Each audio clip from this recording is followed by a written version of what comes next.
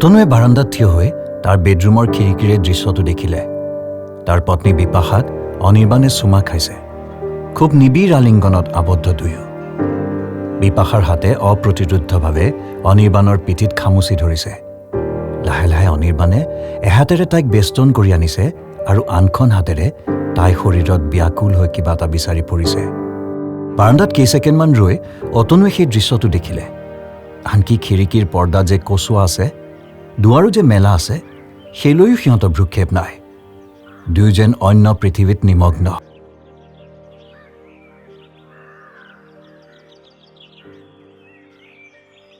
লাহে লাহে সন্তৰ্পণে অতনুৱে পাৰ হৈ চিৰিয়েদি নামি আহিল।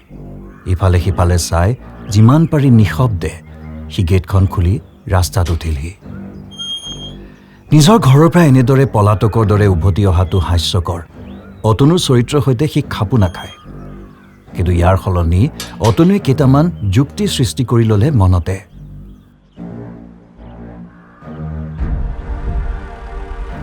স্কুটাৰখন তাৰ নতুন, ইঞ্জিনৰ শব্দ খুব কম, কিন্তু কিয় তাৰ জোতাৰ শব্দ নহ'ল?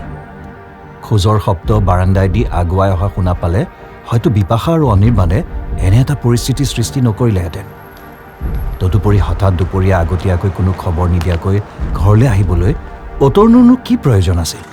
সাধাৰণতে অতনুৱে অফিচত মূৰ তুলিবলৈ সময় নাপায়, কিন্তু আজি চ্যাটাৰ্জী ছুটীত থকাত GM এটাক ক'লে PNB পে'মেণ্টৰ খবৰটো লৈ আহিবলৈ। আৰু দুৰ্ভাগ্যবশতঃ অতনুৰ ঘৰটো হ'ল সেই বেংকলৈ যোৱা ৰাস্তাতে। নিজৰ পত্নীক যেতিয়া কোনো পৰপুৰুষৰ বাহুবন্ধনত দেখা যায়, তেতিয়া মানুহজনে কেনে আচৰণ কৰা উচিত? যদি দুয়ো পৰস্পৰৰ নিবিড় আলিংগনাবদ্ধ, তেতিয়া খুব এটা বিভ্ৰান্তিকৰ পৰিস্থিতি নহয়নে? লুকাষৰ চলমান মহানগৰীলৈ চাই সি প্ৰশ্ন কৰে নিজকে। আচলতে সি নাৰ্ভাছ, বিব্ৰত হৈ গৈছিল। কি কৰিব লাগিছিল সি? খুব সাংঘাতিক কিবা এটা উন্মাদৰ দৰে ক্ষোভ, অভিমান বা প্ৰতিহিংসা চৰিতাৰ্থ কৰিব লাগিছিল কিবা ধৰণে। তাৰ পত্নী বিপাশা আৰু তাৰ একান্ত বন্ধু অনিৰ্বাণৰ এই অবৈধ অন্তৰংগতা এজন ভদ্ৰ সভ্য মানুহ হিচাপে সি কেনেধৰণে লোৱা উচিত আছিল? বিয়াৰ 5 বছৰ হৈ গ'ল সিহঁতৰ। বিপাশা ধুনীয়া, উগ্ৰ সুন্দৰী নহ'লেও এতিয়াও তাইৰ শৰীৰ চাবুকৰ দৰে। চকু মুখৰ উজ্জ্বলতা ম্লান পৰা নাই এতিয়াও।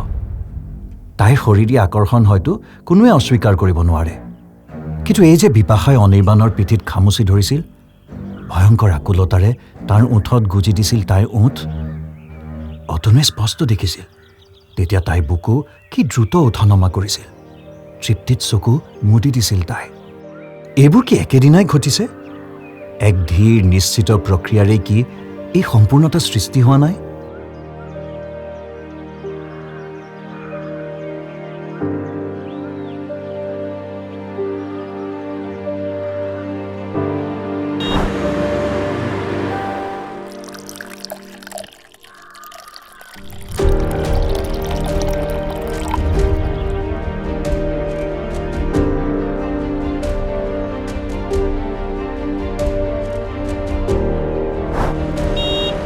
ৰাস্তাৰ খেলিমেলি জনসমুদ্ৰৰ মাজেৰে অতনুৰ স্কুটাৰ দৌৰি গ'ল।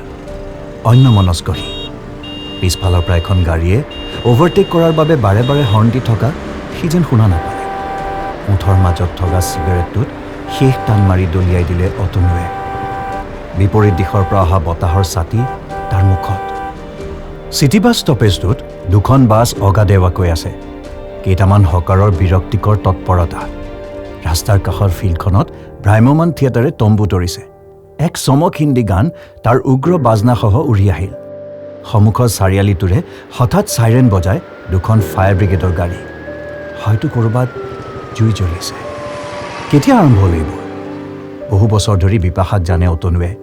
স্বামী হিচাপে নহয়, বন্ধু, প্ৰেমিক আদি বিভিন্ন ধৰণেও। বাহিৰত তাইৰ কঠিন আৱৰণৰ দৰে যি ব্যক্তিত্ব, সেই ব্যক্তিত্ব খুব সহজে যে কোনোবা এজনে তাইক আৱেগী কৰি তুলিব পাৰে, অতনুৱে নাভাবে। অতনুৱে যিমান দূৰ জানে, তাৰ সৈতে বিপাশা সুখী, তৃপ্ত, শাৰীৰিক আৰু মানসিকভাৱে। বুৰঞ্জীত MA পাছ কৰি তাই the Indian middle class their plight in modern টাইমছক লৈ ৰিচাৰ্চ আৰম্ভ কৰিছে। খুব পৰিকল্পিতভাৱে সিহঁতে সন্তান জন্ম দিয়া নাই আৰু ঠিক কৰিছে যে বিপাশাৰ থিচিছ কমপ্লিট হোৱাৰ পিছতেই। তেন্তে কেতিয়া আৰম্ভ হ'ল এইবোৰ?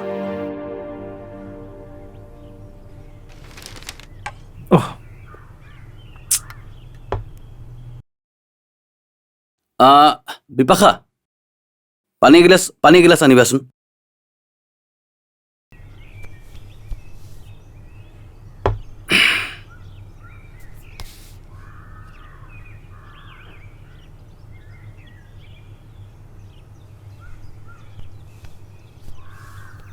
অনিৰ্বাণ তাৰ ঘৰলৈ অহা আজি 1.5 মাহো হোৱা নাই।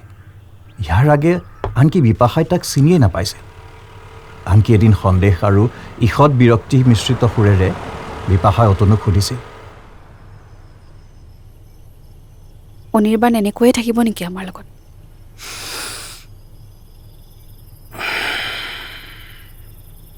তুমি আচলতে অনিৰ্বাণ যেনেকুৱা বুলি ভাবিছা সি তেনেকুৱা নহয়। কেনেকুৱা? সি হায়াৰ ছেকেণ্ডাৰীত ষ্টেণ্ড কৰা ল'ৰা। আমি যেতিয়া কলেজত লগ বন্ধু আড্ডা ক্ৰিকেট চিনেমা এইবোৰ লৈ ব্যস্ত আছিলোঁ, তেতিয়া সি মাৰ্কছ লেনিনক লৈ ব্যস্ত আছিল। তেতিয়া বিভিন্ন প্ৰতিবাদী কাৰ্যসূচীত ভাগ লৈছিল, গাঁৱে গাঁৱে গৈছিল, সংগঠন কৰিছিল। আৰু এদিন বোমা বিস্ফোৰণৰ কেছত পুলিচে তাক গ্ৰেপ্তাৰ কৰে। সেই ৰোমান্টিকতা এটা সময়ত সকলোৰে থাকে। এটা সময়ত থাকে, তাৰপাছত চব ফ্ৰাষ্ট্ৰেশ্যন। এতিয়া পিছে কি খবৰ তোমাৰ সেই বিপ্লৱী বন্ধুৰ? তোমাক চাকৰি মেনেজ দিয়াৰ কথা কোৱা নাইনে? ৰবা, সি হোৱা নাই এতিয়াও।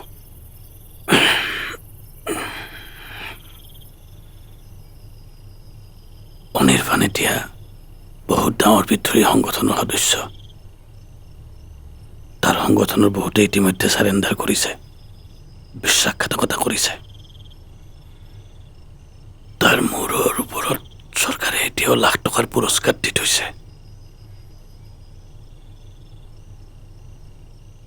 তাৰ ভাল দিন চলি থকা নাই, বহুত বেয়া অৱস্থাৰ মাজত আছে সি।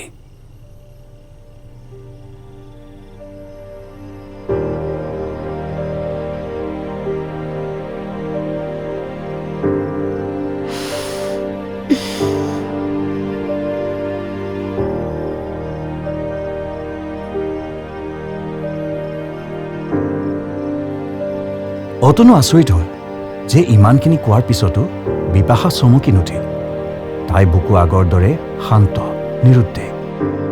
এখন দেৱালৰ সিপাৰে সিটো ৰুমত এনে এটা যে বিপদজনক মানুহ আছে তাক তাই প্ৰায়ে উপেক্ষাই কৰিলে। আনকি এদিন যেতিয়া বাথৰুমত অনিৰ্বাণ সোমাইছিল গা ধুবৰ বাবে, অতনুৱে তাইক অনিৰ্বাণ শোৱা কোঠাটোলৈ মাতি আনি বিচনাৰ তলিখন দাঙি দেখুৱাইছিল।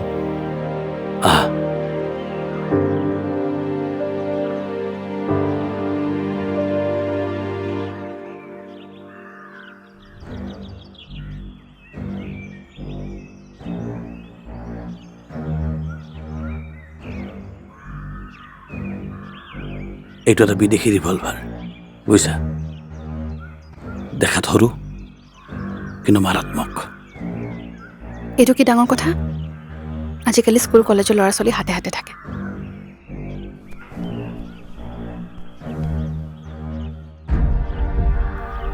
আচলতে সহজে নিজৰ আৱেগ অনুভূতিৰ বহিঃপ্ৰকাশ হ'বলৈ নিদিয়ে বিপাশাই। ইমান দিন অনিৰ্বাণ সিহঁতৰ ঘৰত আছে, কেতিয়াওতো তাৰ প্ৰতি তাইৰ কৌতূহল উৎসুকতা অতনুৱে দেখা নাছিল। আনকি এদিন নিশা হঠাৎ তাই অতনুৰ বুকুত মূৰ থৈ কৈছিল, মোৰ এইবোৰ ভাল নালাগে। কি ভাল নালাগে? এই যে ঘৰখনত আৰু এজন মানুহ, ভাল নালাগে। কি কৰিবা? অনিৰ্বাণে জীৱনটোত বহুত ছেক্ৰিফাইচ কৰিলে। কাৰ কাৰণে কৰিছে? এই সমাজখনৰ কাৰণেতো কৰিছে। কিন্তু সি পালেনো কি?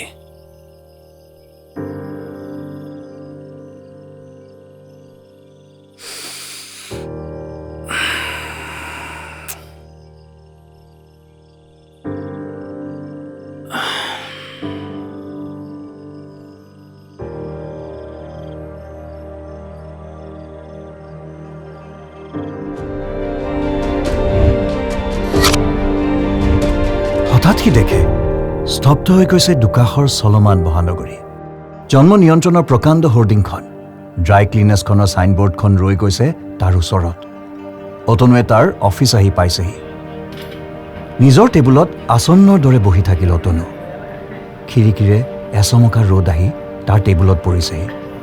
হাতৰ আঙুলিবোৰৰ ছাঁৰে সি নক্সা বনোৱাৰ চেষ্টা কৰিলে। কাষৰ টেবুলৰ সেনাপতিৰ বিৰল কেশ মূৰটোত ৰ'দ পৰি ছিটিকিছে।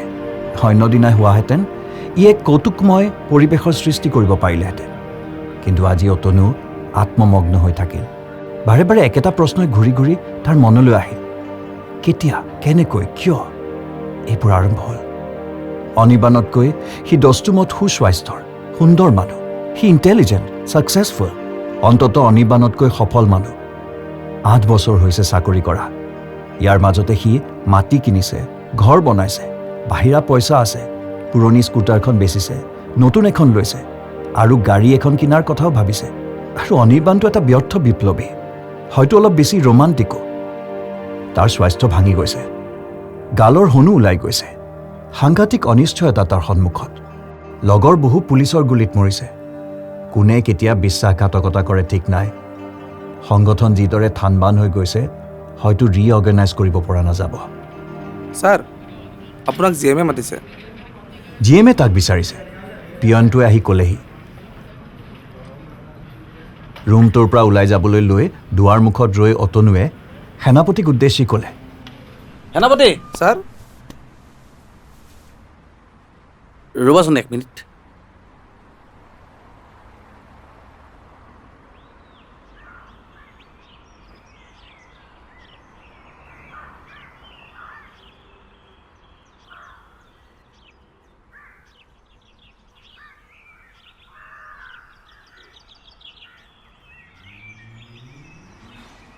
তুমি মোৰ খোজৰ শব্দ শুনিছানে?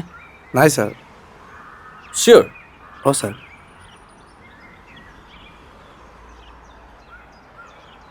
কিয় শুনা নাই? কিছু কিছু মানুহৰ চাগে খোজৰ শব্দ নোলায় ছাৰ। কিছু কিছু মানুহৰ খোজৰ শব্দ নুশুনে, কিন্তু মোৰ কিয় শব্দ নুশুনিব? মোৰ ওজন কিমান জানা তুমি? নাজানো ছাৰ। 72 কিলো। মই ৰেগুলাৰ এক্সাৰচাইজ কৰোঁ। আগতে যেতিয়া মই ক্ৰিকেট খেলিছিলোঁ, মই যেতিয়া বলিং কৰোঁ, তেতিয়া মোৰ ৰাণআপত বেটছমেনৰ বুকু কঁপি উঠিছিল। মোৰ সঁচাকৈ মোৰ ভৰিৰ শব্দ শুনা নাই? নাই শুনা ছাৰ। মোৰ খোজৰ শব্দ নুশুনিলা? নাই শুনা।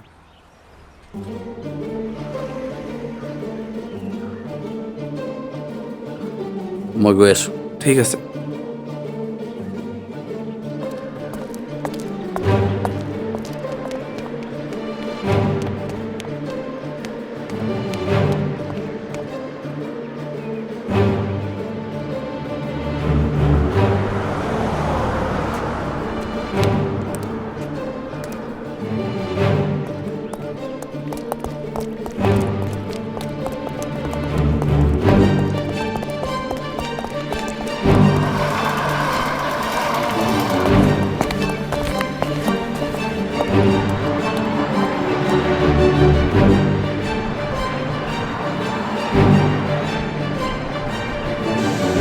বহু সময় ভাবি অতনুৱে নিজেও বুজিলে, সঁচাকৈ আজি আৰু তাৰ খোজৰ শব্দ নুশুনি।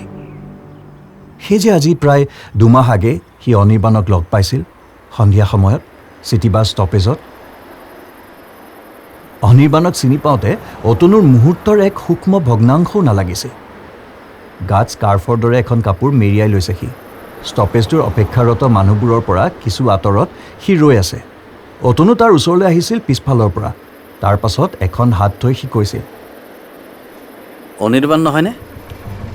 অতনুৱে দেখিছিল বিদ্যুৎস্পৃষ্ট হোৱাৰ দৰে চমকি উঠিছিল অনিৰ্বাণ। তাৰপিছত যেতিয়া অতনুকো সি চিনিব পাৰিলে, তেতিয়াহে তাৰ মুখত দেখা গ'ল স্বস্তি। সেইদিনাই অতনুৰ সৈতে অনিৰ্বাণ আহিছিল তাৰ ঘৰলৈ। সেয়াই আৰম্ভণি।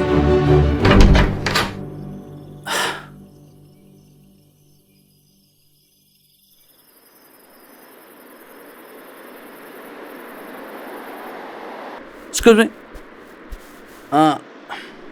বেয়া নাপায় যদি এইপিনে অকণমান আহকচোন।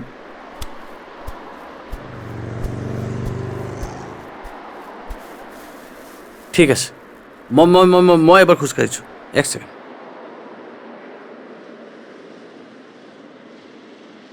মোৰ খোজৰ শব্দ শুনিছেনে? নাই। ঠিক আছে, থেংক ইউ।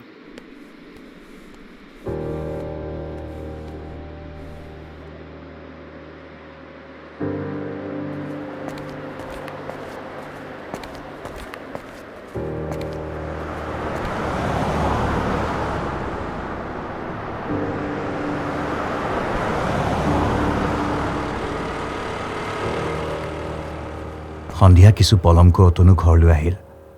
সকলো স্বাভাৱিক, যেন ক'তো একো হোৱা নাছিল। ডাইনিং টেবুলত অনিৰ্বাণে ক'লে 2 দিনমানৰ বাবে সি নাথাকিব, জৰুৰী কাম এটাত এফালে যাব লাগিব। আচ্ছা, কাইলৈৰ পৰা মই 2 দিনমান নাথাকিম, কাম এটাত এফালে যাব লাগিব। তাৰপিছত ক'লে যে বিপাশাই বনোৱা ভাতৰ বাদে আন ঠাইত খোৱাত তাৰ ৰুচি নোহোৱা হৈছে। তেতিয়াও অতনুৱে তাৰ আৰ চকুৰে দেখিলে যে বিপাশাই অবিশ্বাস্য উদাসীনতাৰে এটা নেমু টেঙা কাটি 4 ভাগ কৰিছে।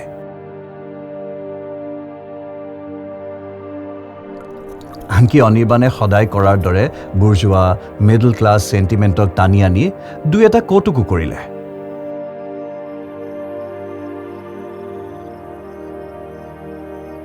ৰাতি বিপাশাৰ শৰীৰৰ স্পৰ্শত শুই অতনুৱে ভাবিলে, কেনেকৈ তাই ইমান স্বাভাৱিক হৈ থাকে?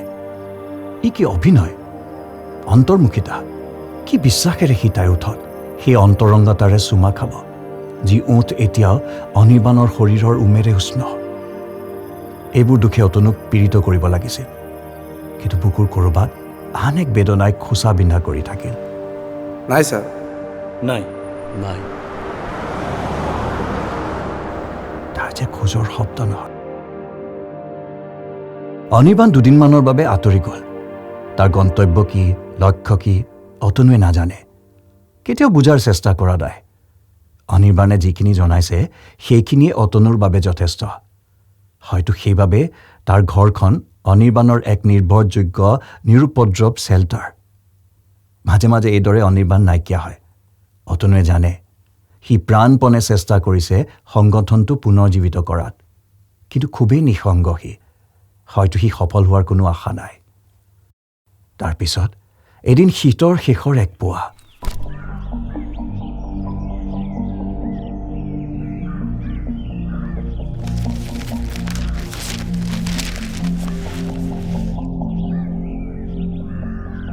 বাৰাণ্ডাত হকাৰে দলিয়াই যোৱা বাতৰি কাকতখনত অতনুৱে নিউজটো পঢ়িলে। যোৱা সন্ধিয়া নামনি অসমৰ এক অখ্যাত ৰেল ষ্টেচনত পুলিচৰ গুলীত ঘটনাস্থলীতে নিহত হ'ল অনিৰ্বাণ দত্ত ওৰফে।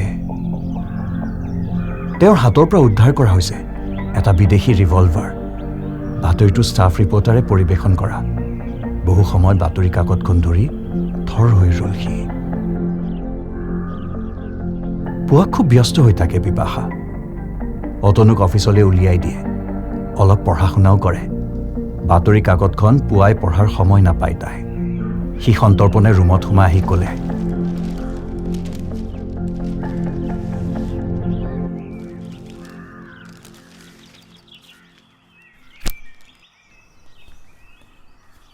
এটা বেয়া খবৰ আছে। কি? অনিৰ্বাণক গুলীয়াই মাৰিলে।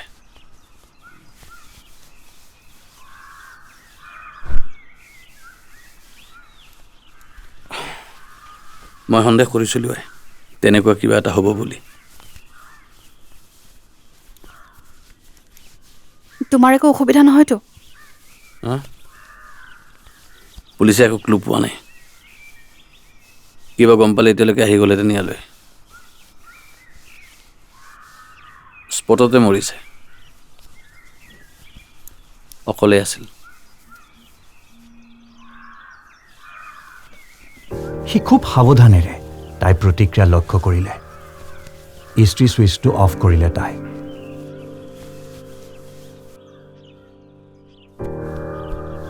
লাহে লাহে বিস্ময় আৰু হতাশাই গ্ৰাস কৰি আনে অতনুক। কিয় তাই সামান্য আৱেগো, অকণমান দুখো প্ৰকাশ নকৰিলে? সেইখিনি দুখ প্ৰকাশক সি মাইণ্ড নকৰিলেহেঁতেন, ক্ষমা কৰি দিলেহেঁতেন উদাৰতাৰে। তাই সাধাৰণতে দিয়াৰ দৰে তাক ভাত বাঢ়ি দিলে। টিফিন কেৰিয়াৰটো সাজু কৰি দিলে। আজি অলপ সোনকালে আহিবা।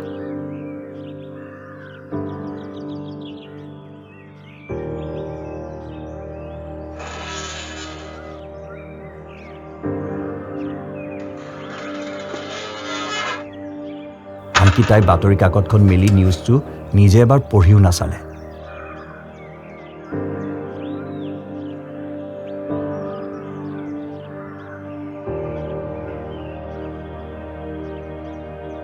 পদূলি গেটখন জপাই ৰাস্তাত উঠিবলৈ লৈ অতনুৱে ভাবিলে, এৰা সন্ধিয়া অলপ বিপাশাক লৈ ওলাই যোৱাই ভাল হ'ব। চিনেমা এখন চাব, কোনোবা এখন ৰেষ্টুৰেণ্টলৈ যাব। সেই কথাটোকে তাইক কৈ যাবলৈ উভতি আকৌ বাৰাণ্ডাত উঠিলেহি সি। সন্মুখৰ দুৱাৰখন খোলাই আছে। বেডৰুমত বিপাশা বিচনাত পৰি আছে তলমূৰকৈ, চুলি আউলি বাউলি। হাতেৰে নিউজ পেপাৰখন খামুচি ধৰি বুকুৰ মাজত সুমুৱাই লৈছে তাই। বান্ধোনহীন কান্দোনত তাইৰ শৰীৰ কঁপি কঁপি উঠিছে। লাহে লাহে বুকু ভঙা আৰ্তনাদৰ দৰে বিকট এটা শব্দই ৰুমটো কঁপাই তুলিছে। বিপাশা, তাই তাৰ মাত শুনা নাপায়। সি তাইৰ উদং পিঠিত হাত থৈ আল ফুলে। বিপাশা,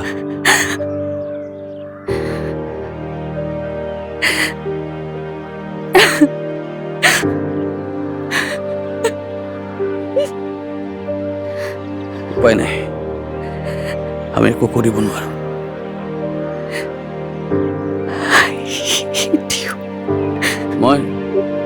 মই বুজা নাই তুমি কি কৈ আছা। মই কি ভুল কৰিলো বিপাশা? মই কি ভুল কৰিলো? হা, মই কি ভুল কৰিলো?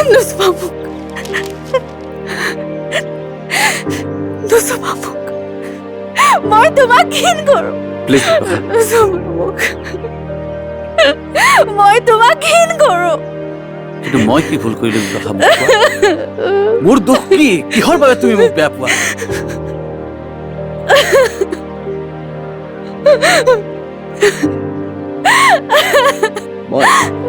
মই কি ভুল কৰিলো বিপাশা? তোমাৰ খোজৰ শব্দ নাই। তোমাৰ খোজৰ শব্দ নাই। তোমাৰ খোজৰ শব্দ নাই।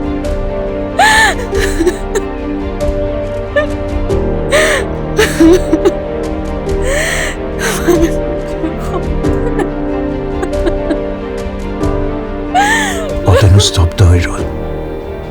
পৃথিৱীৰ আটাইতকৈ নীৰৱতম এটা মুহূৰ্ত। কোঠাটোত